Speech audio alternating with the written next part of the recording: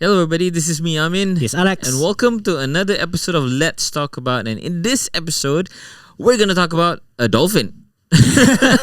Okay, it is the BYD Dolphin. We are now on Thursday, the 27th of July. And on the day itself, today, BYD launched what I would say what I consider the most exciting electric vehicle to enter the Malaysian market. I think more exciting than the Tesla Model Y. Why? Because the price. BYD Dolphin is priced very attractively to a point where it's no longer you considering whether you should get an EV or not. It's for me, it feels like, okay, I have a budget of X number of money that I want to spend on a car, and now an EV is within that reach, and I think that's good for all Malaysians. Yep. So in this episode, we're going to talk about the BYD Dolphin, what it is, the specs.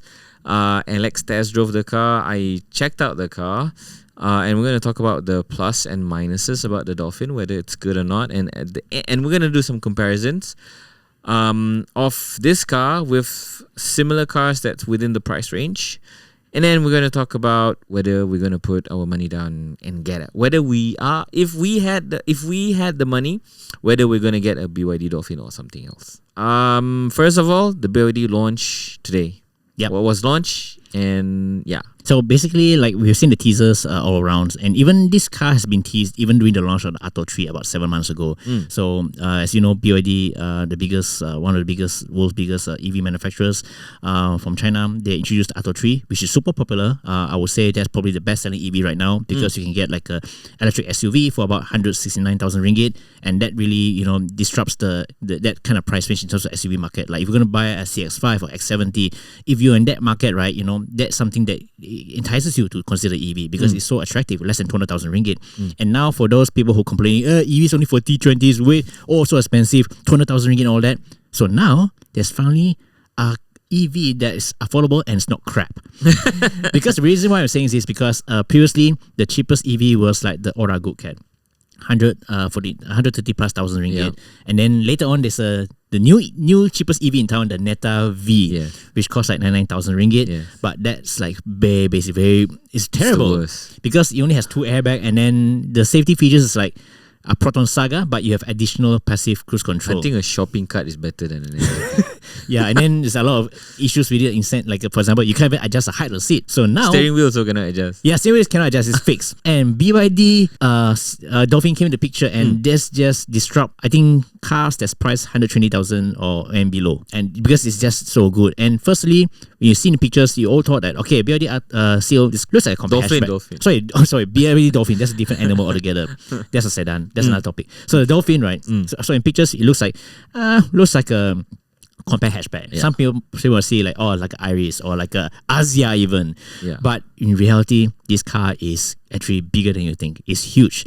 Let's just talk numbers. All right. The first thing first is the wheelbase, the distance between the front and the rear wheels. The Atto 3, which is like the mid-size SUV. Medium-sized SUV, about the size of a CRV. Something like that. So that's 2720 millimeters, 2.7 meters. This Dolphin is 2.7 meters as well. So about 2 centimeters shorter. Yes. And to put that in context, if you compare that with other similar hatchbacks in the market, like the Toyota Yaris, that wheelbase is 2.55 meters. Wow, that's really short. Yeah. Honda City hatchback, 2.6 meters. Even the new Honda WRV, the compact SUV, that's 2.485. That's shorter. And what's more amazing is that even the Proton X50, which is huge, that wheelbase is 2.67 meters. So this wheelbase on the Dolphin is actually longer than the Proton X70. And what this means is that you get loads of space on the inside. Especially, this is a dedicated EV platform. So got a flat floor, there's no transmission tunnel, so you can maximize a lot of space. And it's really huge. So it's roomy on the inside. It's very roomy inside. So for those who think it's small, you are gravely mistaken. You should go check it out. It's actually much bigger. Yeah, I would say that. I mean, at first glance, when I look at it, and you don't look at the wheelbase and all that, we don't look at the numbers, it looks kind of like a Myvi-ish kind of size. Correct. But when I got inside of it, it's very roomy. Yeah. It's super comfortable for 4 people because we look at the dimensions. It has a long wheelbase, but kind of like a short body. So I'll let you get into the details about that. And then it's not as tall as the other competitors. So, but still you have good headroom because of the skateboard platform, and it's an EV. There's no transmission tunnel. There's a lot of room inside the car.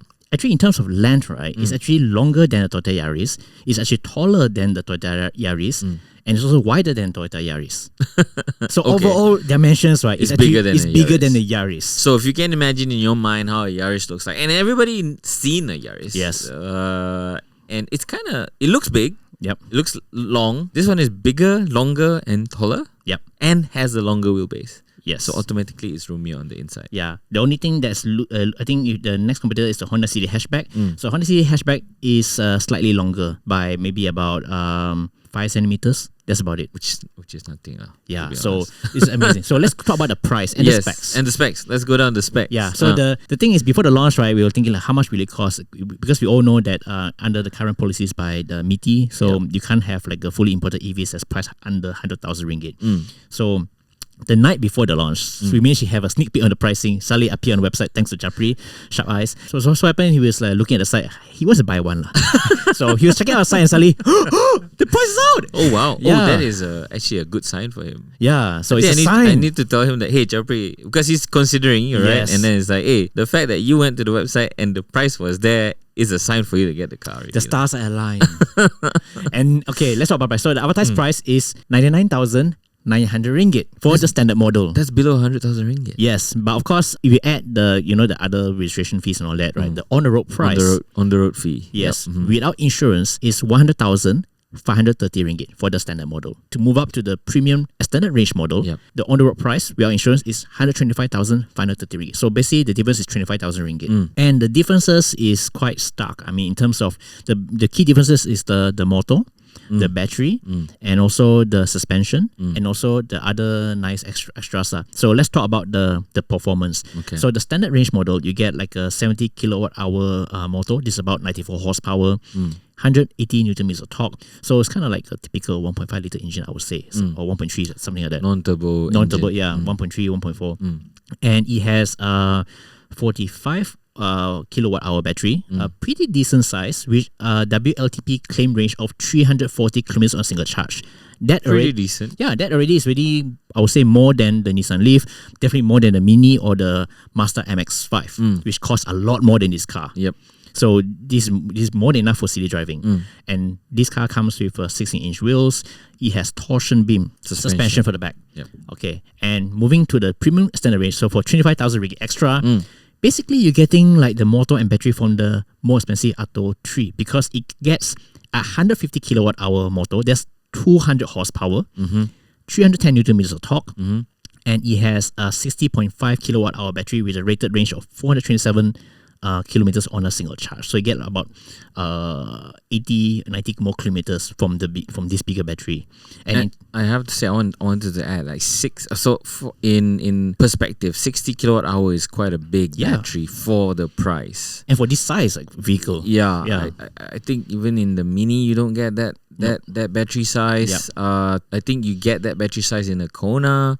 Maybe less than that. Kona is 50 plus. The higher range, I think, is about 70 something. Yeah. Even in the EV6, we're at 77.4 kilowatt hours. Yeah. So this is a considerable battery size for such a small car. Yeah, correct. And then in terms of performance, right? So 0 to 100 acceleration time, the dynamic standard range, the low spec one, has a 0 to 100 kilometers per hour time of 12.3 seconds. Doesn't sound fast, but actually as an electric motor, you get instant torque immediately. So from a standstill, right, from traffic light, right, it's super quick from 0 to 60, and after that onwards, it's kind of a bit flatlines a bit or goes down a bit. It goes down a bit, but at least it's more linear. From 60 to 120 or 130. Not that I'm driving. It feels linear. It's punchy. It just continues going on and on and on and on. No downshifting and all that. So it just goes. When you press it, it just goes. That's the beauty of an electric motor. No gearbox to worry about. Yep. And then the extended range model, because it has a more powerful motor, 200 horsepower, 0 to 100 is 7.0 seconds. Wow. That's faster than Atto 3, obviously, because this is much lighter vehicle. Wow. That 7 seconds, right, is the time is a 0 to 100 time of GTIs and hot hatches, yes, back in 1999, back in year 2000. Yep. So that would be considered sporty back then. Yes, correct. And I would think that if you have that kind of power in a car this size, or in any car, if you sit in any car that can go from 0 to 100 in 7 seconds, it feels really fast to a lot of people. Yep.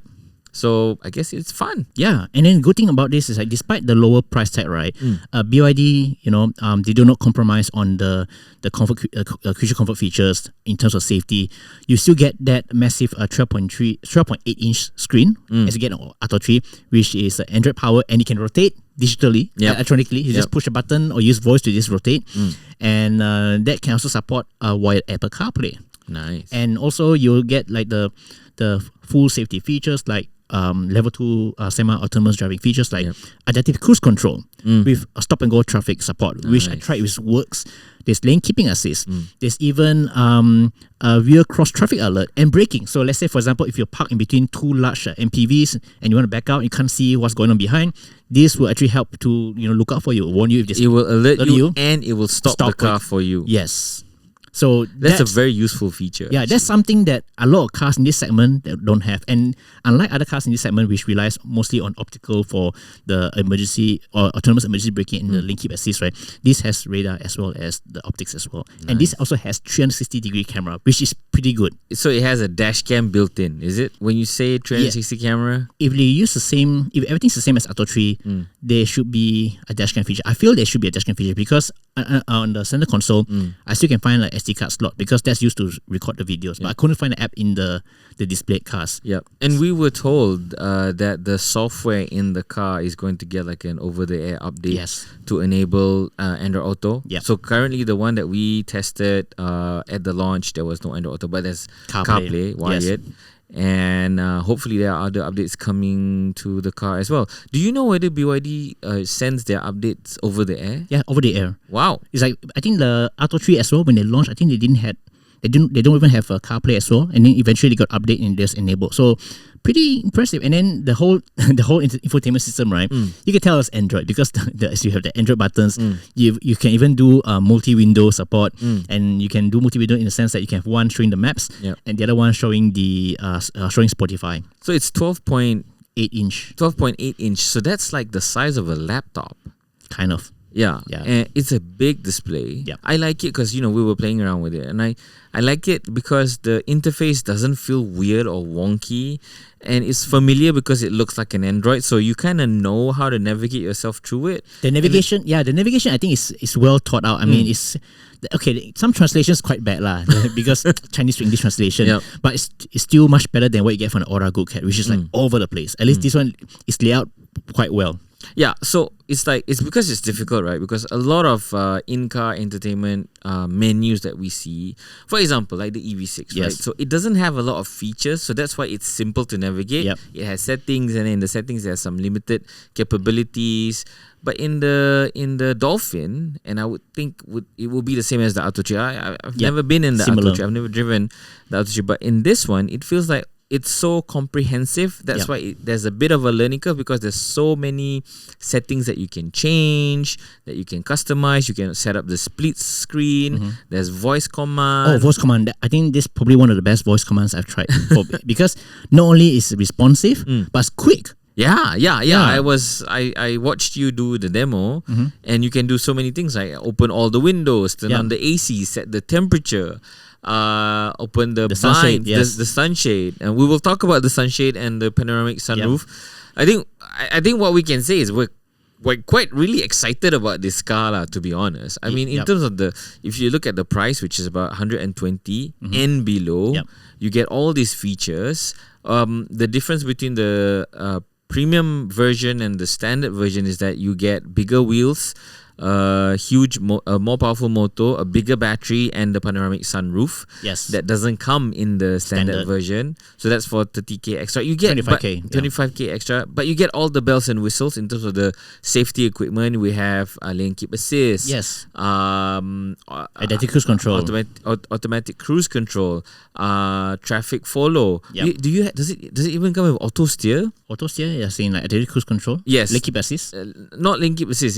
Centering? Like in the EV6, right? Lane centering, right? You call it lane centering. It's auto steer lah. Basically, I can just like leave it and not let my hands go, but sometimes I do. But the thing is, it can follow the car in front, like on a highway, and it will steer and everything. Yeah, of course, to some degree lah. Like for example, straight road. Let's say it comes cornering, you better take your hands. Better grab the wheels. But I mean, overall, is a pretty nice place to be. And I must say that the interior, the design, all that, right? Yeah, you can tell that there's a mixture of hard plastics material. There's also soft touch material. But in terms of hard plastics, right, they did a very good job in making it look not cheap. Like for example, they add a lot of textures. Like the top part is like you have the grainy texture, and then at the door trim in the middle part, right, it has like a kind of like a denim kind of feel, but it's plastic. So they did quite a good job in terms of texture to make it look well designed. Well designed, yes. And I would say it looks better than Atto 3. If Atto 3 is like some designer that's high on something, right? This one looks more. I would say it looks more more measured. Yes, I think it's more tasteful. More tasteful. I agree with you because the biggest problem I had with the Atto, so the outside of the Atto 3 wasn't offensive. It's standard. It's okay. Yeah, it's quite generic. Yeah, and then you go inside, you have this bulging muscles in the dashboard. Yeah, the massage pattern. And the door handle, the rocker door handles. And then you have guitar strings at the bottom. It's like, what is it's too much for me. I just can't. And then the striking blue and white. It's like, wow, it's just too much for me. But then I go into the Dolphin. Number one is the body color is coordinated with the interior color. Yep. So you get a different interior color to match the body color, which is something that you only get with premium cars. You don't get this in standard price car that's below 100,000 ringgit. And number two is it's so tastefully done, and there's so many little details, and there's a lot of nooks and crannies where you can just throw your things, and it's like you get in your car, there's a shelf that you can put your phone. If you want to charge it, there's a wireless charger in the center console. There's more storage at the bottom of the center console. It's just thoughtful. Yeah, so like first time you get in, right, you just know where to put your stuff. I know where to put my key, my wallet, my touch and go card or whatever. It's just quite logically placed. Of course, there's no glove box, but you have quite a decent underfloor storage, which is pretty good. Yeah, I'm surprised. I mean, so I didn't go for the Tesla launch in Malaysia because I saw the Tesla and there's nothing really exciting about the Tesla anymore for me. Again, no offense to the Tesla people out there, but it just doesn't do it for me. Then I go to this BYD Dolphin launch. I went there because I was curious. Like, okay, when I knew about the price, I'm like, okay, where are the corners that BYD is cutting? Yes. And I wanted to find out where these corners are. And I looked at the car, opened the doors, touched the plastics and everything. And what I like about this car is that it's unpretentious. Yes. It doesn't pretend to be anything else than a car that works at a good price. It's like it ticks all the right boxes. Like for example, if you don't like SUVs, you prefer something like a hatchback that's more practical and that's comfortable. I think this fits the bill. And also in terms of space, I think a lot of people are curious about the space because people say, it looks like a small car. It's going to be cramped behind. It's not good for long journeys. But the back is actually pretty spacious. I'm about 180 centimeters tall. I sit in. I have loads of knee room. Leg room is pretty good. Headroom is pretty decent, and the seats are actually quite good. I mean, it could be better, could be higher, but for most people like Chapri and I think Lokman when sitting, it's actually pretty comfortable. They go decent under thigh support. For me, I wish I was a little bit taller, but it's overall fine for the price. Because you get loads of leg room, and especially the floor is flat. That's very important. So if you're going to squeeze a third person in the middle, that's not going to be a problem. Some say that the rear doesn't have aircon, but I think it's not a big issue because no aircon vents at the rear. There's no aircon vents at the rear, but you do have USB ports at the rear. USB-C and USB-A. The front as well, got USB-C, USB-A. So in terms of connectivity, you're sorted. The other thing that I wanted to highlight was the standard model comes with a manual seat adjusters. Yes. The premium model comes with electric seat adjusters on both the driver and passenger side. Yep. But there is no memory. There's function. no memory, but it's okay lah. It's a luxury I'm used to and I like to have. But for this price point, I think it's fine. And the thing is, in terms of seats, because I test drove the standard version, the manual seats, you can adjust the height, but I just wish that I could tilt the seats a bit, the front a bit higher, so that you have more under thigh support, long leg people problems, and also the steering wheel you can adjust for reach and also height. Yep. Yeah, which is pretty good. No complaints there. And it comes with keyless entry with NFC. Yeah, on the side mirror, similar to Atto 3. And the boot, okay, obviously this like a hatchback is okay. It's about 350 liters of space. Less than 400. I think it's medium size. It's not Yes. cavernous or huge. Yep. The word I would use to describe it is adequate. There's underfloor storage as well, which is useful. Yeah. So you can hide stuff under the boot floor. And you can still fold the front seats down if you need to go to IKEA. There's a 40-60 split. Yeah, there's about 1,300 liters of space there. Definitely better than what you get in the Kona and the Aura Good Cat. If you're going cycling and you're gonna take a bicycle in the car, you might have to take off the wheels. Yes, You can't even with the seats Seats down. fall You down. can't shove in a bicycle without taking off the wheels. Yep. If you're wondering, so I hope that gives you like a picture of how big the boot is. Yep. Not a downer, but it's not class leading either. Yep. The other thing that it's not class leading is charging. Yes. So most cars, From China. most cars Yeah. within this range has 11. Not within this range. Most electric vehicles that are not from China has 11 kilowatt AC charging. The ones that come from China, like the BYD Atto 3 and the Dolphin, has 7.3 kilowatts. Yes. Single Which phase. is significantly slower, but you were saying that most 90%, if you have a charger at home, 90% of your charging will be done at home.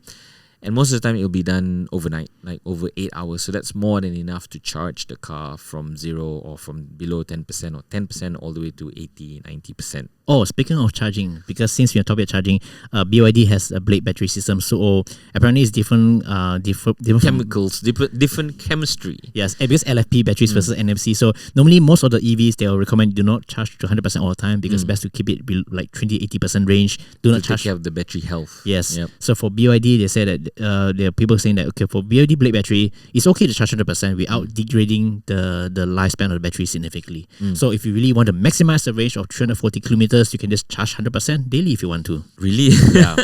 I still wouldn't do that. Yeah. But Unless- if you want to, you can. I mean, it's Yeah. your car. Yeah. For me, it's if you want to charge 100%, if you really want to maximize it, then yeah, you can go ahead. At least you have that advantage over other EVs, because other EVs like for example the Mini, right, or the MX-5, you have let's say 200 kilometers of range on a full charge. You can charge 80%, which means you only have like 160 max. Yeah. That's going to be a bummer. Okay, I usually charge my car up to 90%. I think what we're trying to say is if you need the mileage, you can charge it to 100%. So if you're going long distance or if you're going to drive all day long without finding a charger, going 100% once in a while is fine if you're using a normal battery. But BYD is saying that with this blade technology, with its different chemistry and different construction and stuff like that, it's safer. Less heat is being produced, making it one of the most efficient systems in the EV industry. It's also being used by Tesla, if I'm not mistaken. Yeah, I think for some certain models that's produced in Germany. Yeah. So it's okay for you to charge the car to 100% more often than not. Yep. Okay, so that's AC charging. It's a bit of a disadvantage, but not a deal breaker. Yep. It's annoying for me, but it's not a deal breaker.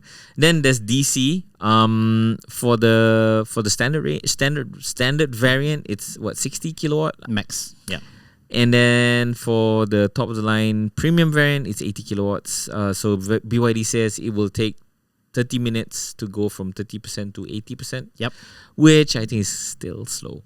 Okay lah. 30% to 80%, most of the time it's around 20% to 80%. Yep. It takes about 30 minutes. So I think we talked about EV charging and how manufacturers have considered like the least amount of time that people can stand while fast charging their cars is about 30 minutes. So they're trying to get 30 minutes to go as much as they possibly can. Yeah, but anyway, DC charging is quite is you only do it sparingly if you need to travel long distance. And for me, it's sometimes, like for example, we drive the Kia EV6, which charge super fast, 10 to 80% in 80 minutes. Sometimes I feel it's too fast. It's not even fast enough for me to go and grab a coffee. For you to do anything, right? Let's say go and grab coffee, right? You need to queue out, wait for your order, and then you panic. Oh no, it's gonna be finished soon. It's too fast. Yeah. So 30 minutes, I think it's a sweet spot. And besides, I think 80 kilowatt. Some say okay, it's not fast enough. I think it's okay. Most of the chargers out there is like 60, 80, or 100. And besides, there's also a charging curve as well. Yeah. So I think it's decent. Yeah, it's okay. So like I said, right, so I went to the launch to figure out, okay, where are the corners that BYD is cutting, and now we find out that, okay, 7.3 kilowatt AC charging, maximum 80 kilowatt DC charging, which is not blazing but not bad either. Yeah. The other thing that maybe some people might have an issue with the Dolphin is the boot doesn't have a power tailgate thing. I think it's fine for hatchback. So a lot of people are saying, you're probably going to upgrade that with your own thing. Anyway, we spoke about the X50. It doesn't have one. I only found out that you can add on as an aftermarket, but official from factory lah. Yeah. But the higher version, the X70, has power tailgate, but the price is much more. I think it starts at what, 130? X70, I think the base model is about 90 something. Oh, wow. Yeah, X70. Yeah, but the base model is so base in terms of there's no advanced safety features. Yep. No adaptive cruise control. Yes, no. There's only probably 4 airbags. I think 6 airbags, but 4 or 6 airbags. But you don't even have AEB, which should be standard across all cars now. You don't even have that. That is standard on all cars, mandatory in Europe. Yeah, you have to have that. So again, with the Dolphin, it has all the suite of advanced safety features, active safety. It's all there. Yes. There's really nothing for you to worry about. And it has 6 airbags. Yeah. I think in terms of safety features with the additional rear cross traffic alert, 360 camera, I think this is unbeatable for this price range. Okay, a lot of Tesla people will ask, what's the Euro NCAP? Euro NCAP on this. Do we know? Was a Euro NCAP test conducted for the Dolphin? Because Tesla is the world's safest car. Yeah, so the Atto 3 has also 5-star Euro NCAP as well. Wow. Yeah. But no. Tesla's 5-star is different. It's from another galaxy. You have to know that. BYD Atto 3, 91% adult occupant, 89% child occupant, vulnerable road user 69, safety assist 74%. But overall it's 5-star. It's safe. I mean, okay, let's look at the cars that's available within this price range. WRV, not even available in Europe. This car is available in Europe, in Australia, in Malaysia. Not sure whether it's available in the UK got in Europe. Yeah, UK not sure. UK is not part EU. Yeah. Oh yeah, forgot. And it's not. I'm not sure whether it's going to be available in the US. But BYD is not available in the US. I don't think so. Okay, so it's not available in the US. Yeah. So safety features good, technology good, interior good, specs good, price good. Yep. The other thing I don't like, sound system. Yeah, it's quite basic. 6 speaker, no power. Yeah. So you might want to upgrade that. I mean, again, we've probably been pampered with a number of EVs that have really good sound system.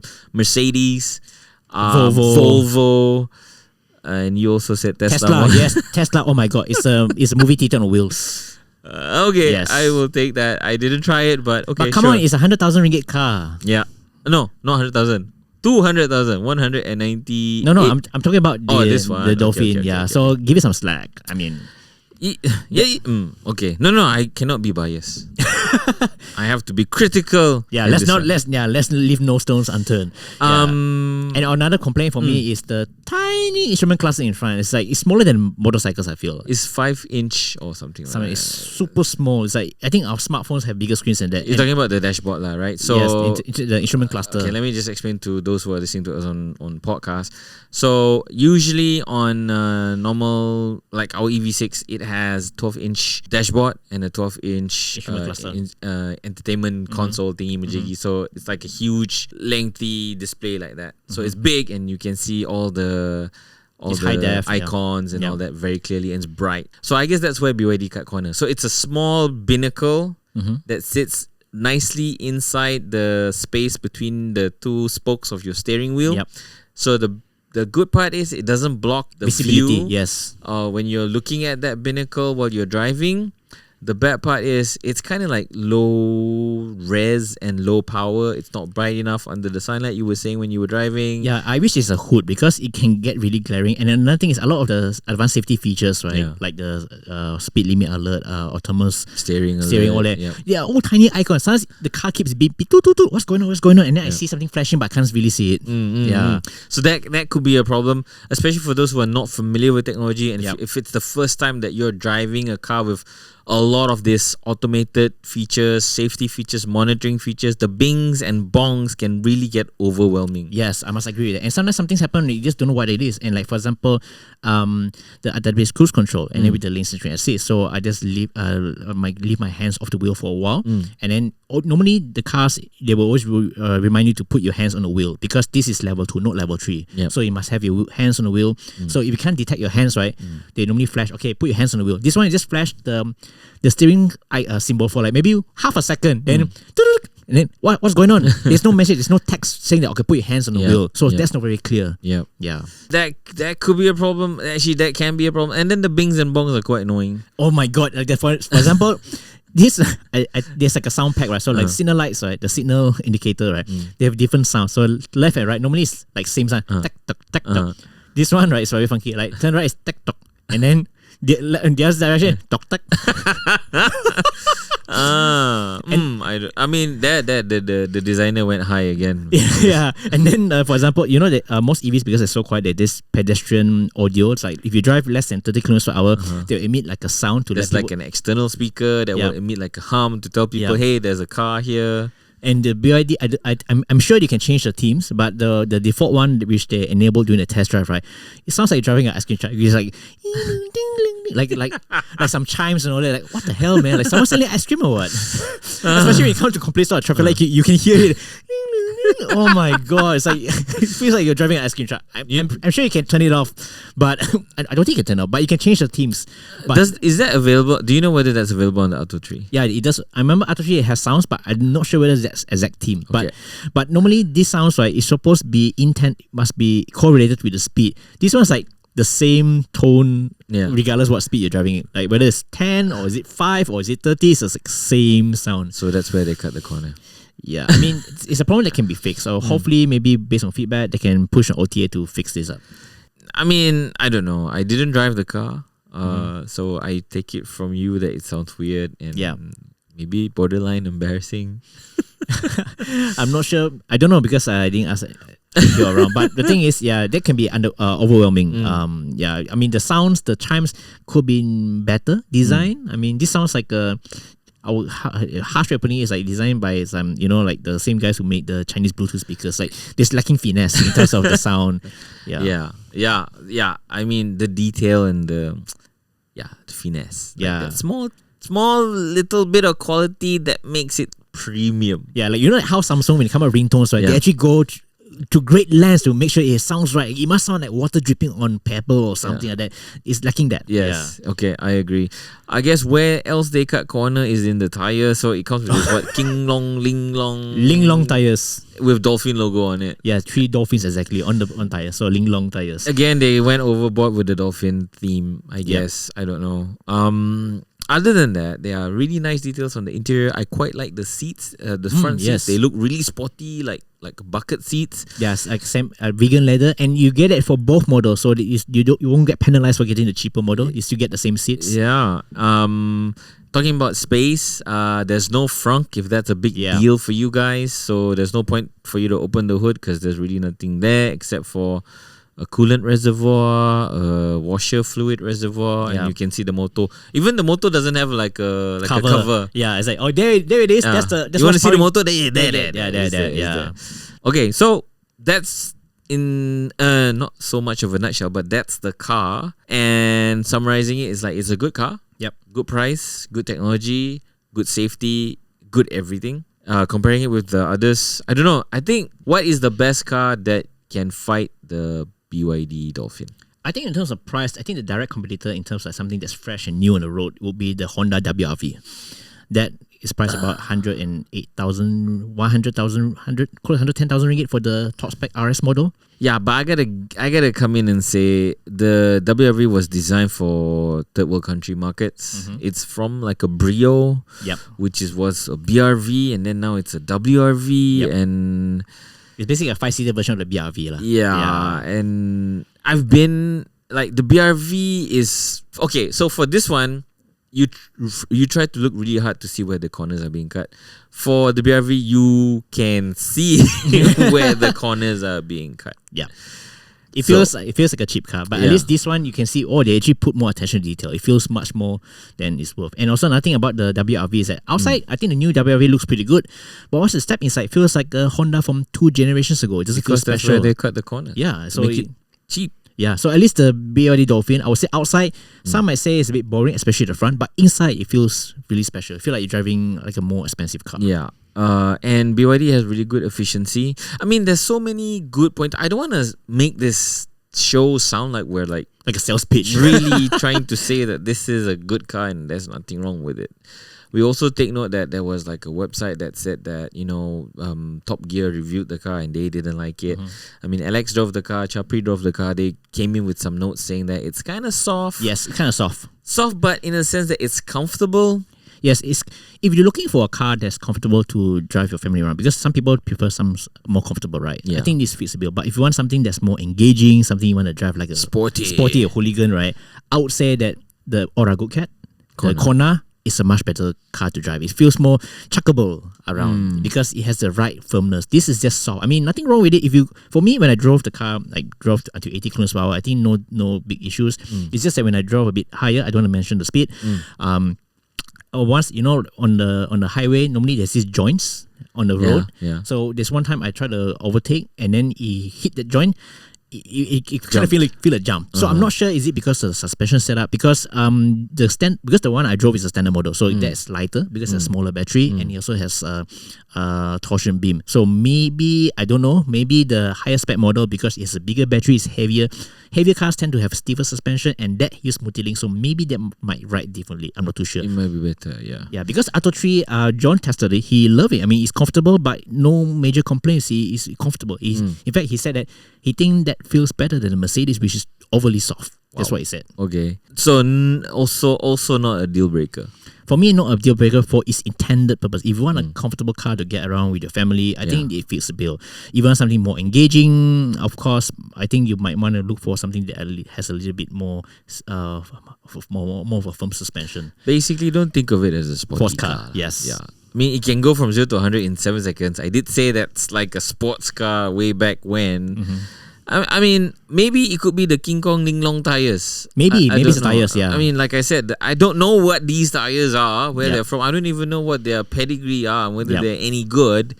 So maybe the first thing you change is the, what's it called, Ling Long tires. Ling Long tires, just change to a new pair. And the good thing is it's 16-inch and 17-inch. They don't require you to use EV specific tires, so you can swap them with any 16, 17-inch tires you want.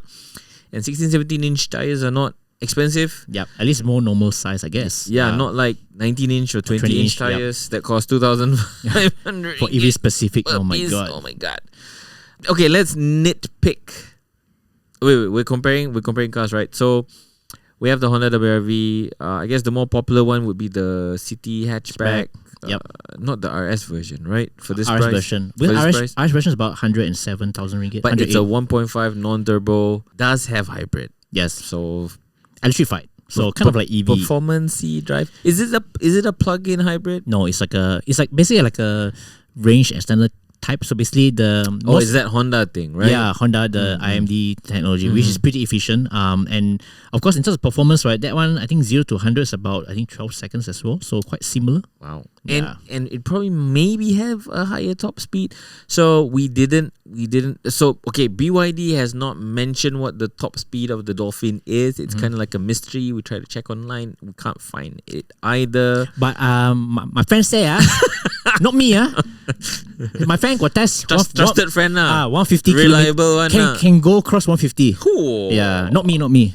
Yes. And it got to 150 pretty quickly?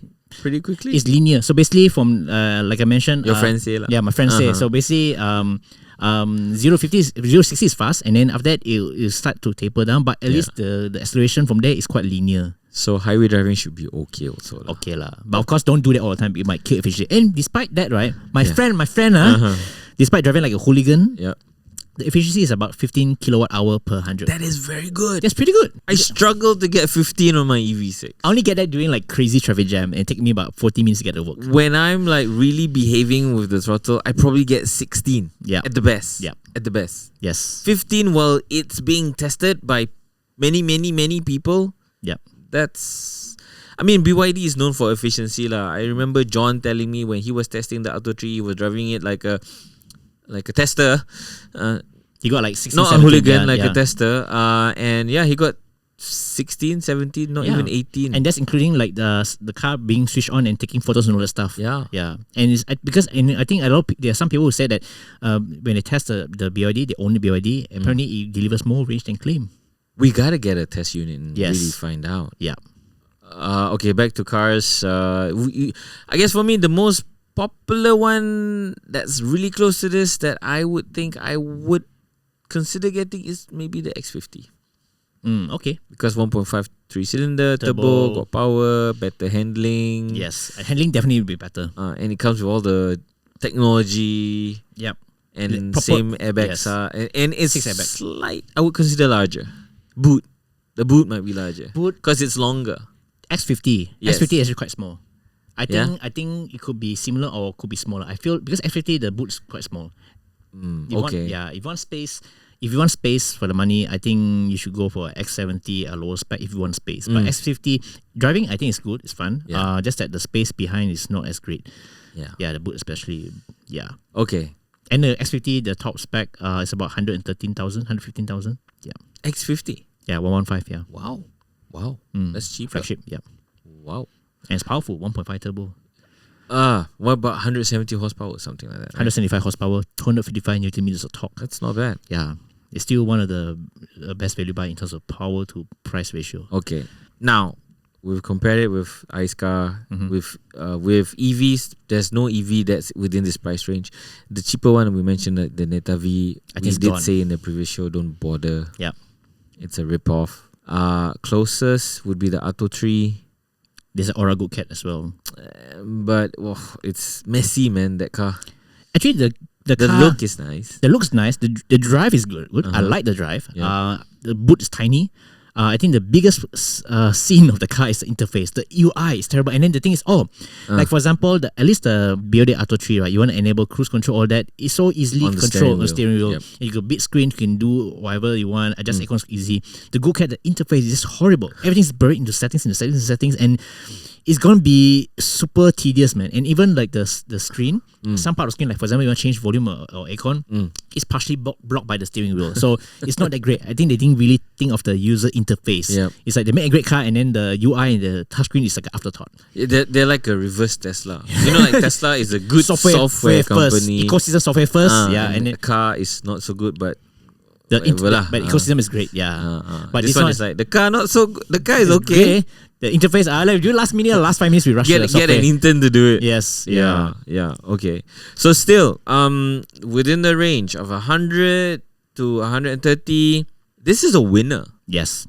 Unless you're really looking for an SUV with high riding. Okay, if this is your only car, would it be enough? If I don't drive long distance that often, to sometimes take a trip to Penang or balik kampung. Penang. I think I'll go for the high spec one, 135,000, no brainer. 420 kilometers, right? Yeah, 430 kilometers. Yeah.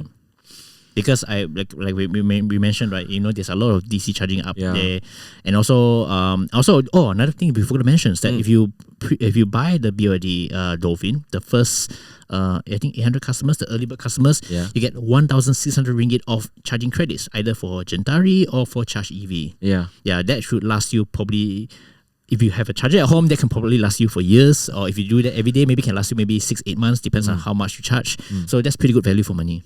Yeah, so if you minus that off, it's 100-something thousand, whatever lah. Yeah, if you let's say get the base good model, savings, savings. You get the base model, you get this offer. So your car technically is less than 100,000 ringgit.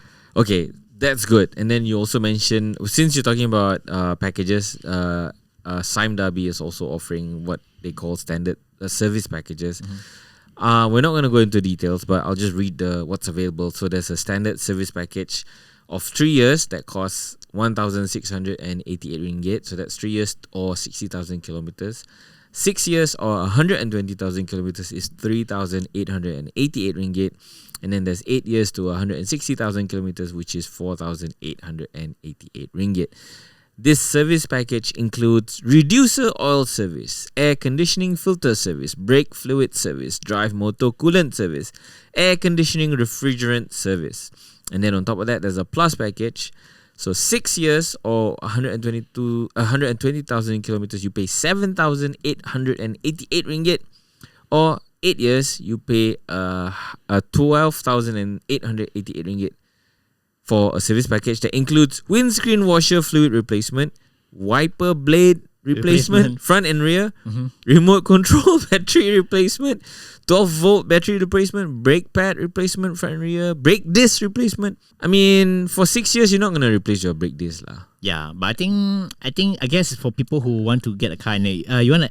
You don't pay anything for service. You don't pay anything for service for the next 8 years. You just want to put it up to a loan. Okay, just pay everything in a loan so that the next 8 years I don't need to worry about replacing anything. Yeah, I guess. But for me, it's like it's counterintuitive to what an EV is. Yes. So as you know, EVs don't require a lot of maintenance. They don't have oils to change. They don't have oil filters, spark plug, whatever. You don't need to do that. Even brake pads can last longer because you hardly use them because of regen braking. Yeah. So all these things that's included in the service, you can change when you need to. Yeah. And most of it you can do yourself, like windscreen washer fluid. Yeah, you can do it yourself. Actually, you just open the hood. The container is there. Yeah, just open the cap and then pour it in. Wiper blade. You can buy in Shopee or Lazada. You go to YouTube, learn how to replace it. If we get a test car, maybe we show you how to do it. Remote battery replacement, you can just go DIY or any shop, just get a coin battery and put it in. Yeah, we're in 2023. You should be able to know how to replace the remote control. I'll consider this package if it includes 3 tires inside, but it's not included here. Yeah, so what I'm trying to say is don't bother with this package. I think this is just an opportunity for Sime Darby to upsell money because upfront. The BYD the BYD Dolphin is such a good price. They wanna just upsell, get some more money from you. Upfront, this is basically 12K, 4K, 3K. That's free to them. It doesn't cost them that much. And also lock you down. So basically, since you pay for it, right, you must come to us to service. Why you don't go anywhere else? Yes, you're right. And we didn't ask them. It says here terms and conditions apply. We don't know whether this is transferable or not. Good question. Yes. Yep. So buyer beware, and for me, it's like don't bother lah. But if you want, again, do your checks and get it. Yep. All right, final question of the day. 100 to 130,000 ringgit. Would you get a BYD Dolphin? And which one would you get? I'll definitely go. I'll go for the premium long range model. Why? No. Okay, so you are saying yes, you would get it? I'll get it. And I go for the premium model. Okay, why? The long range. I think for this price, right, in terms of the level of firstly, in EV. Secondly, the amount of stuff you get from the car in terms of the safety tag. And also the space you're getting, and also you got other cool features like you actually have a glass roof that has a built-in shade. That's something Tesla doesn't have. Tesla has a glass roof. Period. Without a shade. Without a shade. Yeah. They sell you the shade. Yeah, you can buy a third party, or you can buy from official Tesla. So there's something that Tesla can learn from BYD. Yeah. Yeah. So basically, all in all, right, you put that in factor. If you don't really need an SUV, because I think there's too many SUVs on the road, this is a perfect package. What else do you need? Exactly. If you want more space, you can just go for the Atto 3. I need better tires. Yes, better tires. Yes. I think that's probably the first thing you want to change when you get a car. Yes, I agree with you. So if you ask the question to me, would I get one? In real life, I'm actually considering. I think it's a good car. Yeah. I mean, 130,000 ringgit. What can you get? WRV? If you need an SUV, and then that lacks a lot in the terms of the aesthetic, and also in terms of this level of safety feature technology. Yeah. And all these things, right? Yep. The blade battery, for example, it's a big deal. Yeah. And there's an 8-year warranty on the battery. Yes. So no issues. I mean, if you're gonna, one of the biggest popular questions we always get is, oh, can the battery last or not? Do I need to replace it? BYD is giving you 8-year warranty on the battery. I think 800,000 kilometers. 160,000. Oh, sorry, not 800,000. Okay, 160,000, which is okay lah, I guess. And also 8 years or 150,000 for the drive unit. Includes the motor controller, DC assembly, and electronics. Okay, so 8-year is pretty much par for the course for even the premium manufacturers. Like I think our EV6 is 8 years. Oh, it's shorter, 7 years. Yeah, battery is shorter, 7 years. Hyundai is 8 years. Yeah. See? And the car itself, right? The vehicle warranty is 6 years. That's like longer than most other cars, which comes with 5.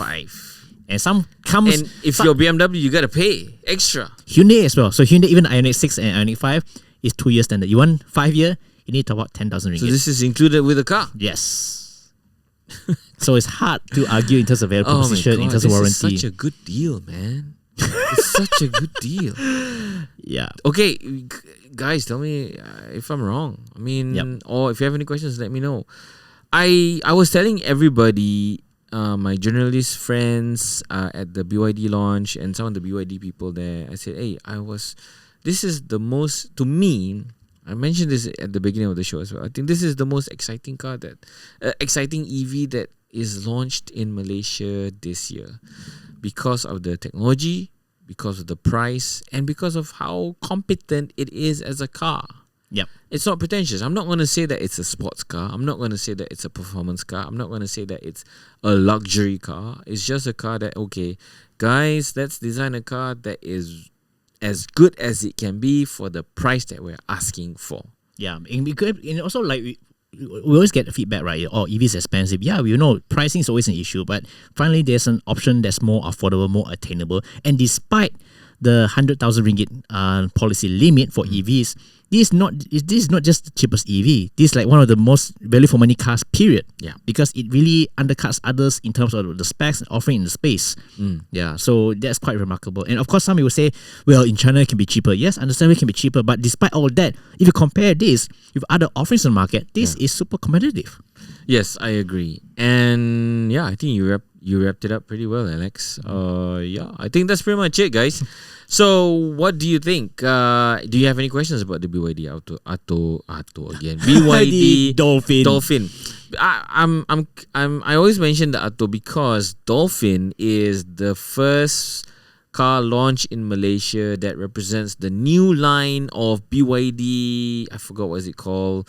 Ocean Series design concept language and whatever. So there's a seal coming. Sedan, yeah. There's no dugong or anything. No, there's a seal. There's a seagull. Seagulls apparently much smaller than the dolphin. Yes. But why seagull though? I don't know. Why not albatross? Because seagulls are like the rats of the sea. I have no idea. Maybe that's why, hence the lower price. Who knows? Oh my god. Yeah. Okay. And then seal is more expensive because it's like, yeah. But when you talk about a seal, it's like fat and wobbly on the road. And apparently this is a Tesla 3 and noisy. killer. Apparently it's a Tesla Model 3 killer because it's a sedan. And oh wow, Tesla Model, don't know. Nobody can kill the Tesla. That's what people say, not I say. How dare BYD? Please just sell batteries to Tesla. Okay, don't kill them. Okay. Okay, so that's pretty much it. Let me know what you think of the show. Let me know if you have any questions you want us to answer about the BYD Dolphin or any other EVs. Like I said, we're going to start a new show that talks about EVs and answer your questions about EVs. So let us know. More than happy to respond to them. More than happy to take that and turn it into a show. And we're also available on podcasts. So if you're listening to us on podcasts, give us a 5-star rating if you like the show because that helps the show grow. If you're watching us on YouTube, thanks very much for watching. Give us a thumbs up if you like the show. Comments in the comment section. If you're listening to us on podcasts, we also want to hear your comments. Drop us a voice note at Let's Talk About at soyachinchao.com. Yes, I would really like to hear from you guys. And yeah, that's pretty much it. This is me, Amin. This is Alex. Catch you guys later. Bye.